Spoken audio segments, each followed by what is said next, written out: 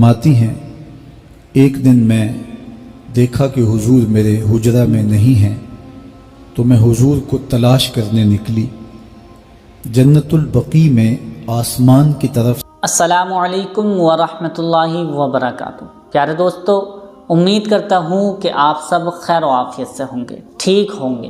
प्यारे दोस्तों, आज जो मैं वीडियो बनाने का मेरा मकसद है वो शब बारात की रात हमें क्या करना चाहिए, कैसे इबादत करनी चाहिए, शब बारात का पूरा तरीक़ा हमें कैसे करना चाहिए, कैसे रात को गुजारना चाहिए, ये वीडियो देख लें। फरमाती हैं, मैंने अर्ज़ की या रसूल अल्लाह सल्लल्लाहु अलैहि वसल्लम, मैं ये समझा शायद आप किसी ज़ौजाए मोहतरमा के हुजरा में तशरीफ़ ले गए हैं। फरमाया, आज लैलतुन निस्फ़ मिन शाबान की 15वीं रात है, दरमियानी शब है। इस रात को अल्लाह ताला जल्ला शानहू आसमान दुनिया पे नज़ूल इजलाल फरमाता है और कबीला बनु कल्ब की बकरियों के बालों से ज़्यादा लोगों को जहन्नुम की आग से आज़ाद कर देता है। कबीला बनु कल्ब अरब का बहुत बड़ा कबीला था जो भेड़ बकरियां पालते थे और लाखों की तादाद में उनकी बकरियों और भेड़ों के रेवड़ थे। तो उस कबीले की बकरियों के बालों से भी ज़्यादा गुनाहगारों को जहन्नुम की आग से आज़ाद कर दिया जाता है। तो ये वो बाबरकत शब रहमत है, शब नूर है, जिसके दामन में इतनी बरकतें हैं कि कोई महरूम नहीं रहता। बेशक सिर्फ वो बदनसीब लोग जो शिरक में मुब्तला हैं, जो सख्त कीना परवर हैं, जो कता रहमी करते हैं, कातिल हैं, आदि शराबी या बदकार हैं, उन्हें इस मुबारक रात में महरूम रखा जाता है। वरना अल्लाह की रहमतों का उमूम इस बाबरकत रातों में इस कदर होता है कि कोई गुनाहगार जो उसके हुजूर हाथ दुआ के लिए उठाता है और अपना दामन फैला के उसकी रहमतें मांगता है, उसे महरूम नहीं रखा जाता, बल्कि अल्लाह सब गुनाहगारों को जहन्नम की आग से आज़ाद कर देता है।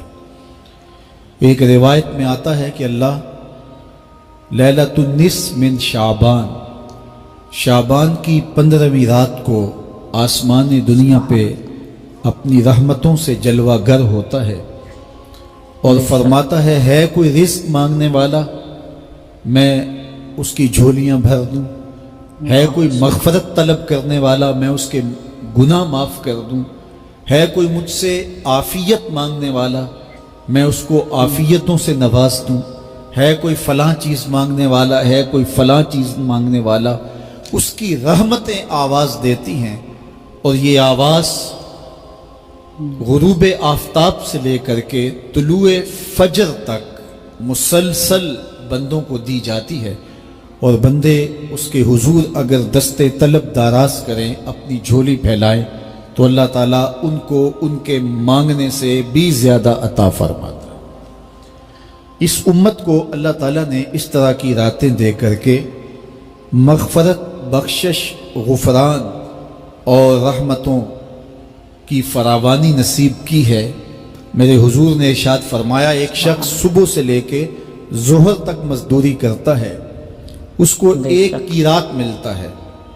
एक ज़ोहर से लेकर असर तक मजदूरी करता है, उसका वक्त थोड़ा है लेकिन उसको भी एक कीरात मिलता है।